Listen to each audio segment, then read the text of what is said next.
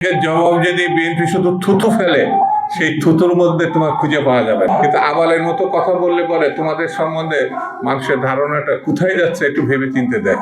আমরা ডক্টর ইউনূসের মধ্য দিয়ে বাংলাদেশে একটি ভালো নির্বাচন করার প্রত্যাশা করি।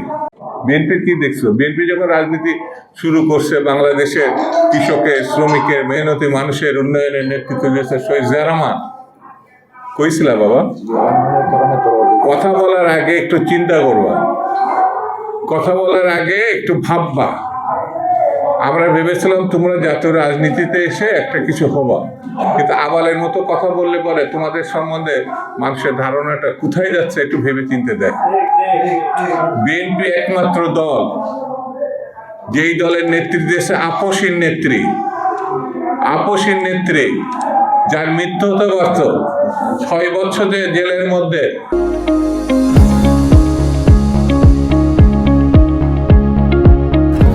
সাজা খাটছে। তুমি কইছিলা বাবধন বিএনপির বলো যে আওয়ামী লীগের টাকা দিয়ে রাজনীতি করছো?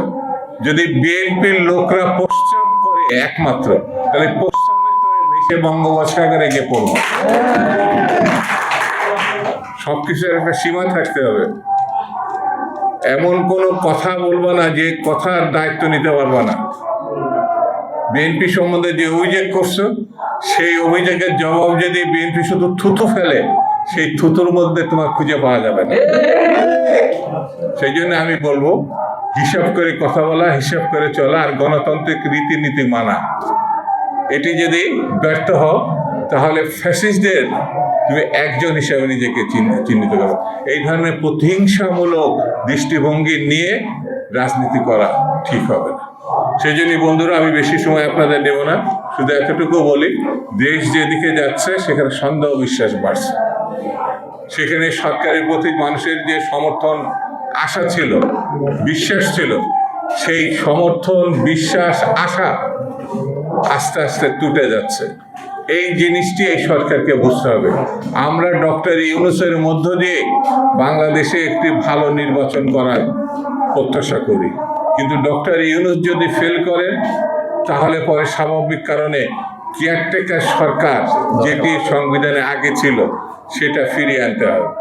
সেটিও সুপ্রিম কোর্টকে আমি অনুরোধ করব, যদি এই সরকার ফেল করে, সুপ্রিম কোর্টের দায়িত্ব আছে একটি গণতান্ত্রিক বিধি ব্যবস্থা ফিরিয়ে আনার। সেটি এখন মামলার শেষ ধাপে আছে। সেই জন্যে সুপ্রিম কোর্টেরও দায়িত্ব আছে জনগণ, দেশ এবং গণতন্ত্রকে রক্ষা করা। সেই জন্যে ডক্টর মোহাম্মদ ইউনূসকে অতি সতর্কতার সঙ্গে পরিস্থিতি অনুধাবন করে একটি ভালো নির্বাচনের দিকে তিনি যাবেন, এই প্রত্যাশা করি। এই প্রত্যাশার মধ্য দিয়ে সকলকে ধন্যবাদ জানিয়ে আমি আমার বক্তব্য শেষ করছি।